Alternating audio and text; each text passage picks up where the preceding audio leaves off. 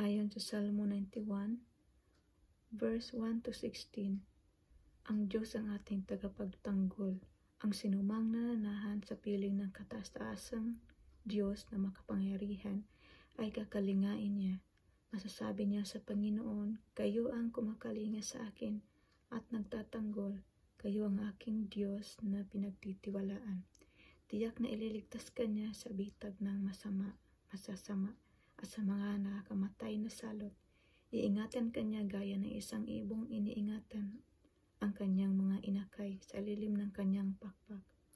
Iingatan ka at ipagtatanggol ng kanyang katapatan. Hindi ka dapat matakot sa mga bagay na nakakatakot o sa palaso ng mga kaaway o sa sakit at mga salot na sumasapit sa gabi man o sa araw. Kahit libo-libo pa ang mamamatay sa paligid mo, walang mangyayari sa iyo.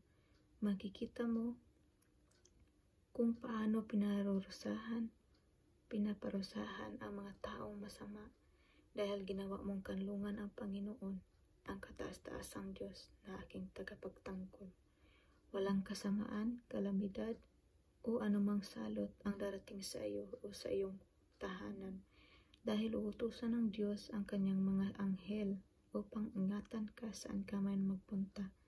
Bubuhatin kanila upang hindi ka masugatan ang iyong mga paa sa bato. Tatapakan mo ang mga leon at mga makamandag na ahas, sinabi ng Diyos. Ililigtas ko at iingatan ang umiibig at kumikilala sa akin. Kapag tumawag siya sa akin, sasagutin ko siya. Sa oras ng kaguluhan, sasamahan ko siya, ililigtas ko siya at pararangalan. Bibigyan ko siya ng mahabang buhay at ipapakita ko sa kanya ang aking pagliligtas.